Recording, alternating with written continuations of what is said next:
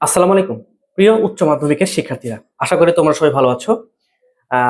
ICT ক্লাসের ধারাবাহিকতায় আজকে ক্লাস হচ্ছে অধ্যায় ৫ অর্থাৎ প্রোগ্রামিং ভাষার আজকের দ্বিতীয় ক্লাস। চলো ক্লাসটা শুরু করি। তো আলোচনা করতেছিলাম যে অ্যালগরিদম কি? অ্যালগরিদম হচ্ছে প্রোগ্রামের পূর্বশর্ত। প্রোগ্রাম রচনার পূর্বশর্ত হচ্ছে অ্যালগরিদম। এবং অ্যালগরিদম জিনিসটা কি? সেটা হচ্ছে যে কোনো একটা সমস্যার সমাধানের জন্য ধাপে ধাপে যে আমরা লজিক্যাল বা যৌক্তিক যে ধাপগুলো অনুসরণ করি তাকে বলা হচ্ছে অ্যালগরিদম। তো আজকের আলোচনার বিষয় হচ্ছে অ্যালগরিদম তৈরির শর্ত। কি করলে অ্যালগরিদমটা আমাদের শর্তযোগ্য হবে, মানে আমাদের বোধগম্য হবে বা আমাদের ভ্যালিড অ্যালগরিদম হবে, সেটা কি? প্রথম কথা হচ্ছে অ্যালগরিদমকে সহজবোধ্য হতে হবে। দ্বিতীয় কথা হচ্ছে ইনপুট এবং আউটপুট স্পষ্টভাবে নির্ধারণ করতে হবে যে এটা ইনপুট এটা এবং এটা আউটপুট।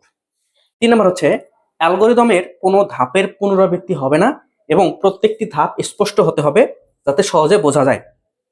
প্রত্যেকটি ধাপের লজিক্যাল ক্রম থাকতে হবে, মানে একটার পর একটা। যেমন প্রথমে আমি রান্নাঘরে গেলাম, তারপরে দরজা খুললাম, তারপর আমি একটা পাত্র নিলাম, এভাবে কিন্তু ধাপে ধাপে হতে হবে। এমন না যে প্রথমে গিয়েই আমি পাত্র নিলাম, দরজা না খুলে পাত্রটা নিয়ে নিলাম, এরকম না।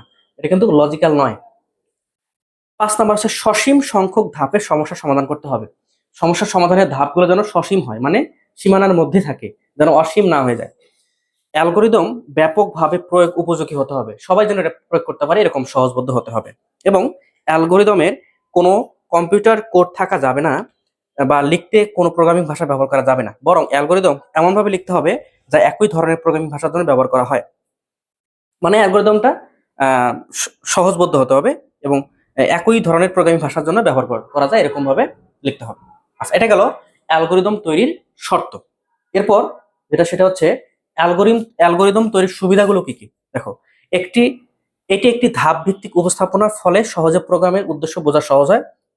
প্রোগ্রামে আমি কি বলতে চাচ্ছি সেটা খুব সহজে এই ধাপের মাধ্যমে বোঝা সহজ হয়। একটি অ্যালগরিদম একটি নির্দিষ্ট পদ্ধতি ব্যবহার করে তৈরি করা হয়। এটি কোনো প্রোগ্রামিং ভাষার উপর নির্ভরশীল নয়, তাই প্রোগ্রামিং জ্ঞান ছাড়াই যে কোনো পক্ষে এটি বোঝা সহজ। মানে অ্যালগরিদম কিন্তু কোনো প্রোগ্রামিং ভাষা নয়, সুতরাং এটা নিজের মতো করে লেখা যায়। একটি অ্যালগরিদমের প্রতিটি ধাপের নিজস্ব লজিক্যাল ক্রম আছে, তাই এটি ডিবাগ করা সহজ হয়। ডিবাগ মানে তোমরা জানো, ডিবাগ মানে হচ্ছে সমস্যা মানে চিহ্নিত করে সেটাকে সমাধান করাকে বলা হয় ডিবাগ। প্রোগ্রাম পরিবর্তন ও পরিবর্ধনের সহায়তা করে। তাহলে অ্যালগরিদমের সুবিধাগুলো তোমরা একটু দেখে নিবে। সবাইকে ধন্যবাদ। আজকের ক্লাসটি এই পর্যন্তই। আমি আগামী ক্লাস দেখার জন্য আমন্ত্রণ জানাচ্ছি। সবাইকে ধন্যবাদ। আসসালামু আলাইকুম।